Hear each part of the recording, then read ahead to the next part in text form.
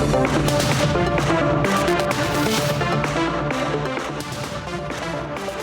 back, ladies and gentlemen, to the debate, and time now for the nation's sharpest opinion. Remember Byjus? I'm sure you do. Remember all those advertisements where Shah Rukh Khan said Byjus is the best thing you can do for your children? Remember that Byjus? Person who hired Shah Rukh Khan for that advertisement was Byju Raveendran, the startup poster boy. Now it turns out that was just aggressive marketing, that there was something very flawed in the product and very flawed in the company. And terribly for Byju Raveendran, he's now on the Enforcement Directorate radar. His valuation has come down to almost nothing. All that aggressive marketing didn't help him. It failed him. Some people say he's on the run. He's facing, some people say, a lookout notice. In fact, he is. Lookout notice is aimed at ensuring you don't slip out of the country. But some people say he's gone away to Dubai. He's not going to come back. This is a very serious case, ladies and gentlemen, because Byjus isn't just a corporate affair. It's something that has affected millions of Indians. What is this about? And what repercussions does the move of having a lookout against him hold? Ladies and gentlemen, I have a very big debate on this. But before that, now time for the nation's sharpest opinion on debate number 2. The CBI has today raided former Jammu and Kashmir Lieutenant Governor Satyaprakash Malik's house as part of a 30-location search in one of the biggest hydro project scams of the decade. Now, Satyapal Malik was known for floating one fabricated story after the next, and every time his lies were caught, he slithered away. But despite that slithering and despite his lies being called out, he earned a very loyal base of supporters in the Congress party and the anti-Modi media. And none of the people who made him a hero on his opportunistic falsities on matters like Pulwama are speaking a word today. None of these people want to get specific on the hydropower project scam, so I will. I have 7 questions today that the Lutyens media is not asking. 1. Is it true that Satyapal Malik's homes across Gurgaon and the Asian Games village, which were raided today, had recoveries showing huge cash deposits and wealthy, luxurious properties? 2. Is it true that Satyapal Malik misused his position as governor to give a tender to a private company that did not fulfill the conditions? 3. Is it true that Satyapal Malik was benefited directly or indirectly in exchange for allegedly skirting the norms to benefit a particular company? 4. Is it true that Satyapal Malik's alleged case of corruption is linked to a scam worth 2,200 crores in Jammu and Kashmir? Is it true, number 5, that there was a reverse auction for the tendering process in the Kiru hydroelectric power project case? 6. Is it true, and what a big scam Satyapal Malik is in, that the guidelines regarding the tendering process were not followed, and this benefited Satyapal Malik? And finally, Mr. Malik, don't hide, answer me. Answer me. Give interviews to me, not just to your favorite Rahul Gandhi. Is it true, Satyapal Malik, that a decision was taken at the 47th board meeting of a private company for re-tender through e-tendering with reverse auctioning and if the Satyapal Malik Club in Delhi, which includes people like Rahul Gandhi, who sat and interviewed him, cannot get specific on the answers of corruption that he faces, then I want to say that it is not just about the opportunism of these kind of public figures. It does not matter at all whether he's a political turncoat or not. The question is that if they were regular corrupt traders of an anti-India narrative in exchange for a price, the fact that none of the people are being able to give substantive answers on the Satyapal Malik scam when the allegation is whether he was a financial beneficiary by way of exploiting his position of influence in a tendering process, then it raises larger questions about whether this was a standard quid pro quo procedure that he was following. Ladies and gentlemen, ask the Lutyens media why they are not talking about the Satyapal Malik scam. Make them answer to you. Brings back to the next debate. And my next debate is about Byjus. More and more trouble has been brewing for Byjus. Its CEO and founder Byju Raveendran has been issued a lookout notice. Is the Byjus mess created by their own? Let's debate. Once the most sought-after poster boy of Indian startups. There are a lot of things you need to learn inside a classroom, and there are a lot more things you need to learn outside a classroom by doing things which you like beyond curriculums, what you call the extracurricular activities, the games, the arts, if you are creative.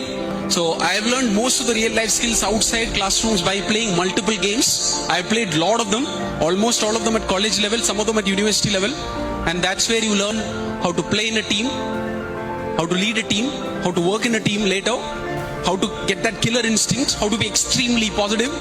Byju Raveendran is now on ED's search list for edtech firms dipping fortunes. The Central Probe Agency has upgraded its lookout circular notice barring him from travelling abroad.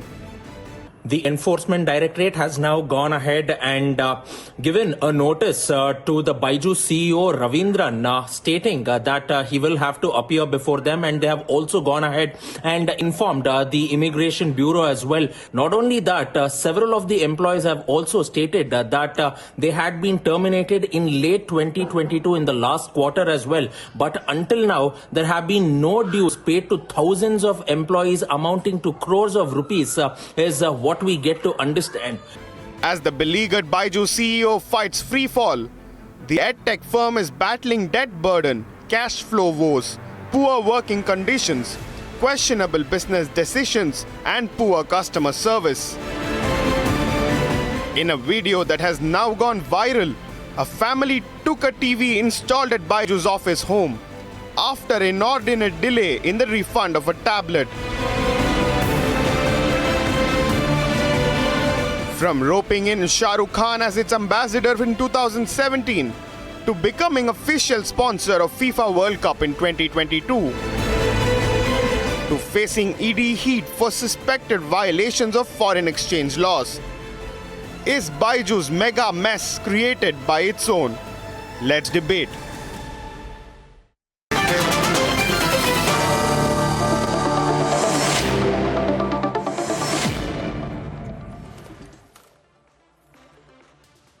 First things first, I don't think this is only about Byju, this is about the country. And if there was aggressive marketing, misleading advertising and a lot of money spent on sponsorships and things like that and getting big stars to endorse them, then there has to be some sense of accountability. I've always believed that the stars themselves should be accountable.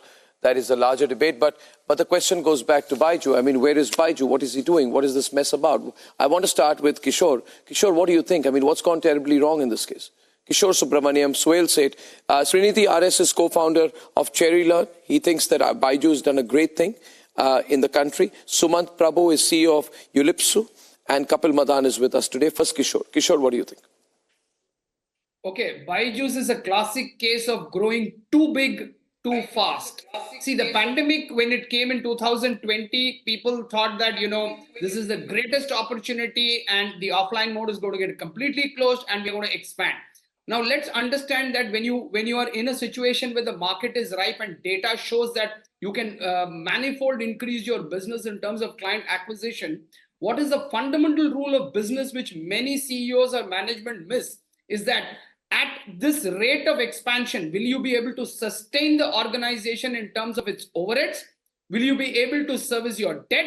Will your efficiency ratios go for a toss? Or will you be able to align with the market and the industry and deliver what you have promised? Byjus failed here.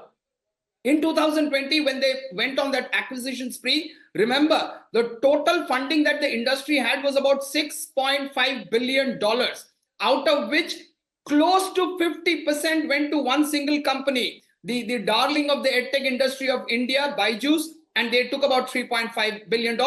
There comes a classic case of buying out companies at a spree, not looking at the valuations. They bought White Junior Hat, they bought Akash, and they went on a spree, even international buying. Now, this is exactly where the flop happened. Now, the moment you have bought so many companies and your investors are pressurizing you to deliver the top line numbers and the bottom line numbers, you start aggressive marketing. You appoint all sort of international stars, be it Messi, Shah Rukh Khan, whoever you name it. They go for BCCI sponsorship and stuff.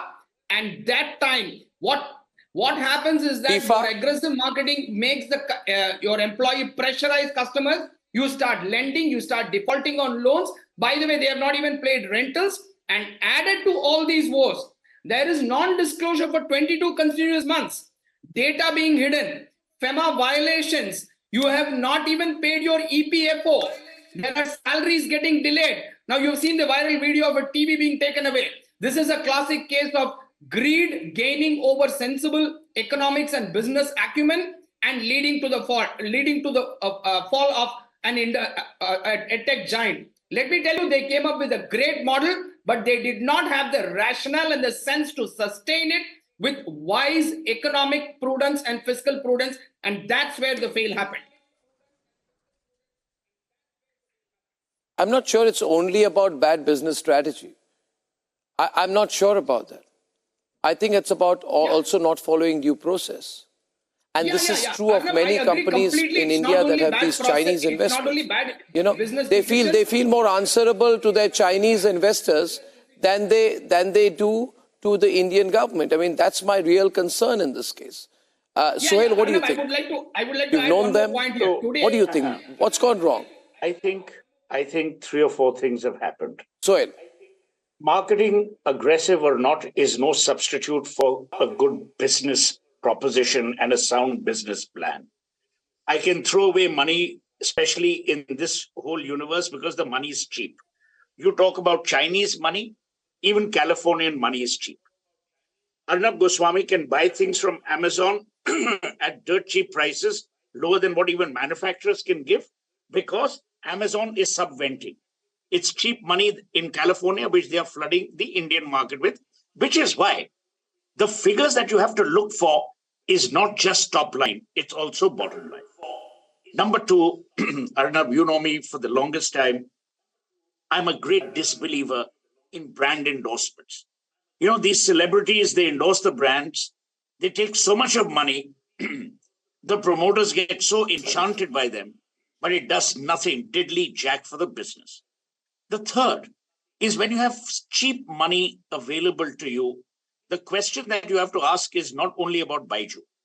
Where were these jokers who were giving them money time after time, round after round? Was there no fiscal prudence then? These are all blue chip. Mark Zuckerberg's wife is one of the investors. Where were they at that point in time? I don't think Byju is a criminal. I don't think Byju had criminality or has criminality in his mind. So, let's not throw the baby with the bathwater. It's a terrible business decision that has happened. Why is the ED there now? I think everyone saw the tea leaves and everyone read them. There was a problem with accounting. Their results kept getting delayed. Their audits kept getting delayed. So I really don't know why coercive or, action was not taken before.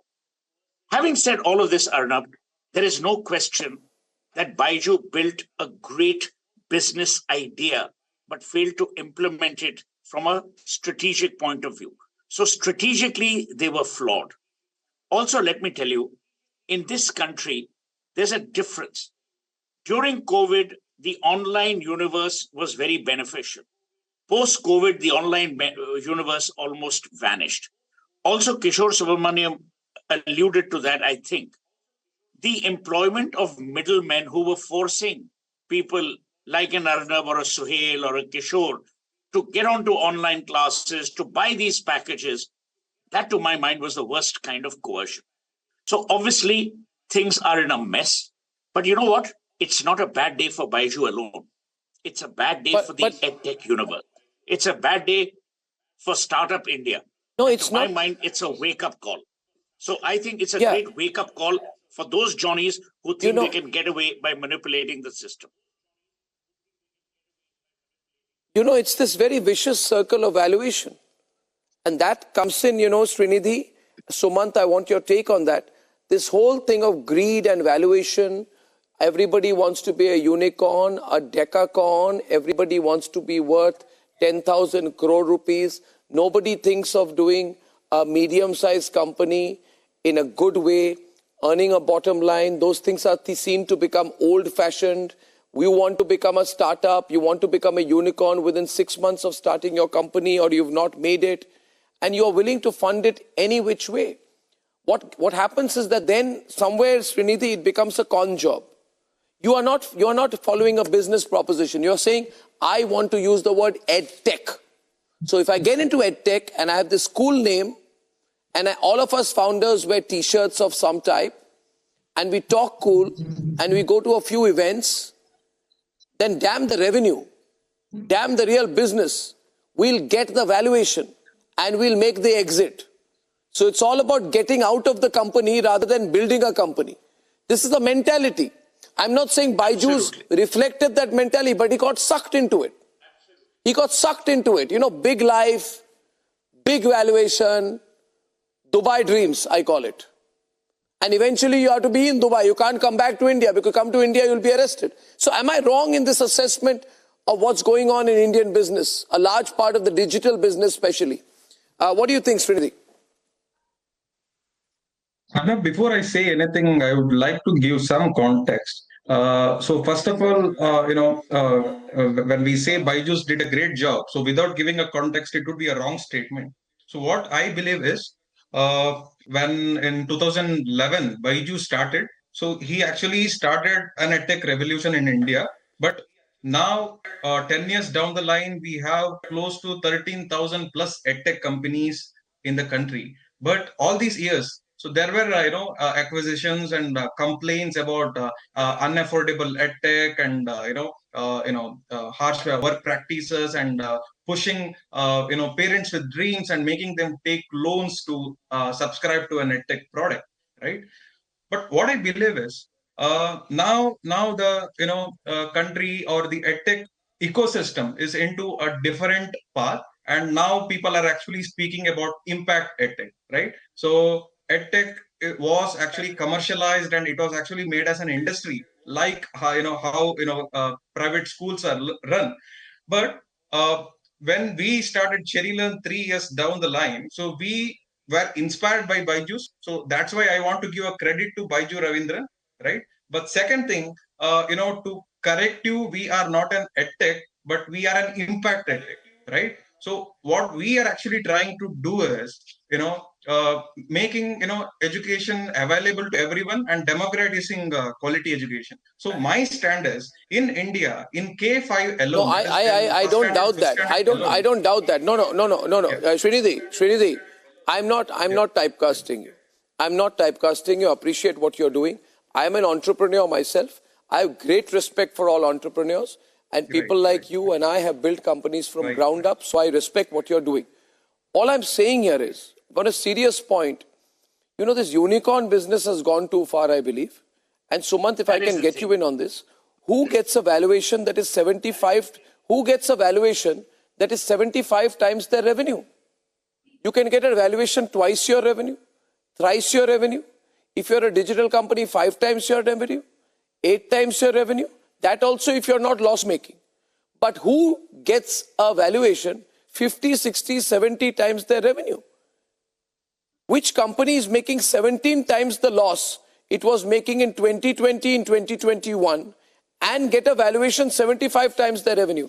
That means the people who are giving you that valuation are carrying out some kind of fraud. Am I right, Kishore? There's something wrong. There is some motive to this. Absolutely, Arnab, you have hit the nail on the head, because the simple reason is, today if a company makes 100 crore profit, it is getting 50 times, 60 times. This valuation game is such a problem that in India, businesses have moved from offering value to valuations. That's the simple problem, because everybody wants to become rich overnight. No, It's a typical stock market gambler's den and mentality. I'm amazed at this. I'm amazed at this, and I'm saying this to all investors. I'm telling this to all people who are in the stock market. I'm saying this to ordinary middle class Indians. Please understand, you can have any number of Shah Rukh Khan, XYZ, whatever, in your ads, and you can do whatever business. But if there is a company which has a net loss of 133 crores on a net profit of 15 crores, they get a valuation of $22 billion. It's wrong.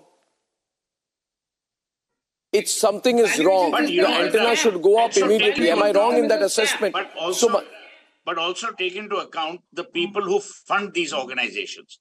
You see, It's a vicious circle. The vicious circle is these people who are funding these organizations are the first rascals to look at exit.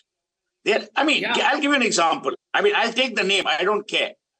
Look at the amount of money SoftBank has lost. It is good money after bad ideas. The idea itself was bad. Have they made money on certain issues? Of course. But my question is, as you rightly asked, a multiple of 12 is a dream. A multiple of 75 is, it's anathema to any level of investment. It's crazy. So, point I'm making and we don't talk about it. We don't talk about it because everybody is vested in it. There are no disclosure norms in this country. Anybody says anything.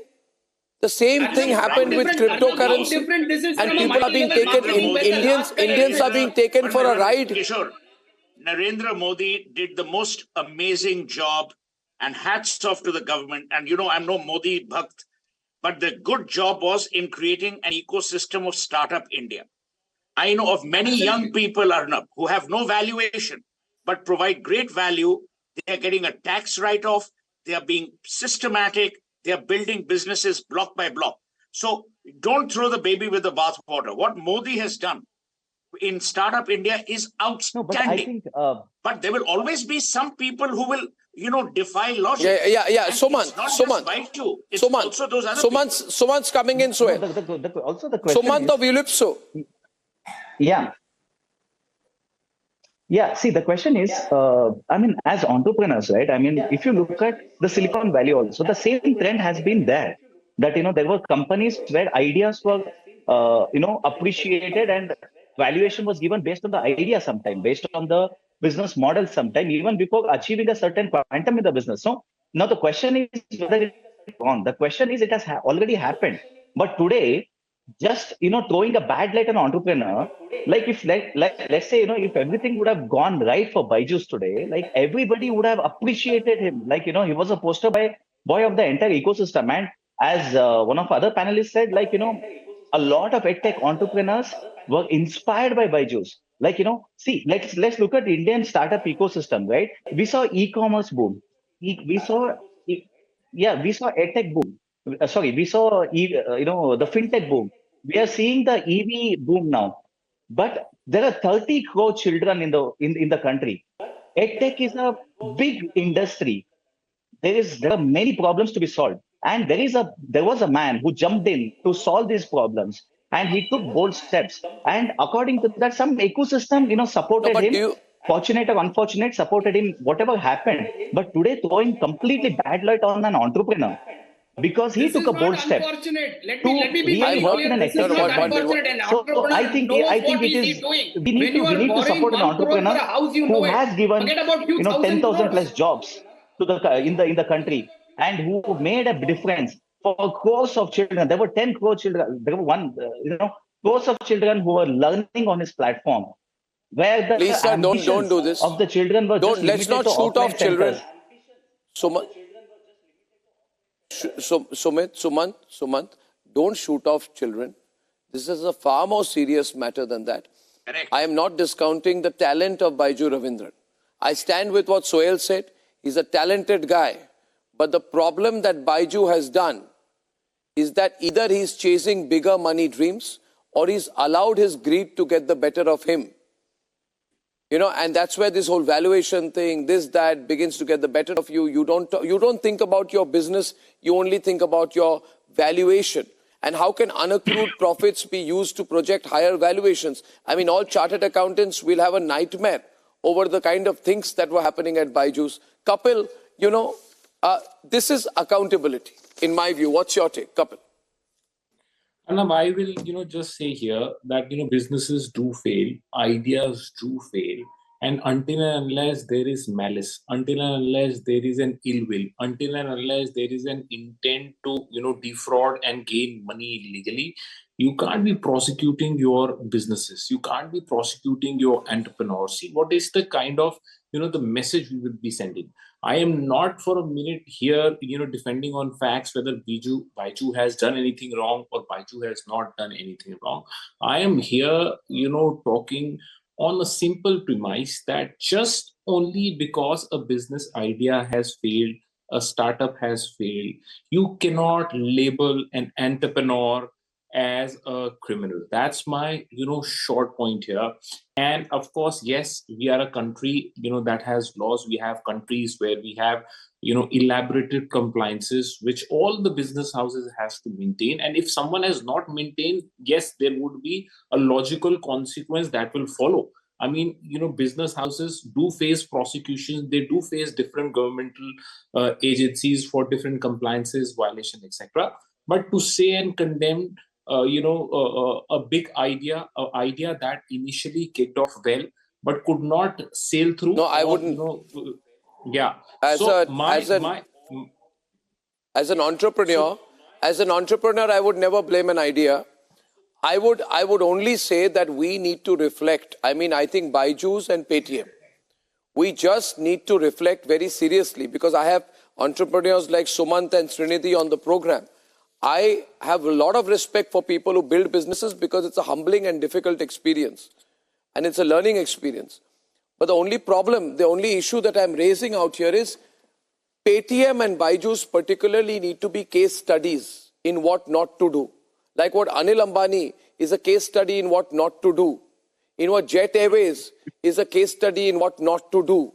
In Vijay Mallya is a case study in what not to do. Subrata Roy Sahara, the late Subrata Roy Sahara, is a case study in what not to do. In what the founder of Cafe Coffee Day, what happened to him, eventually killed himself, is a case study in what not to do. We talk in business schools only about what to do.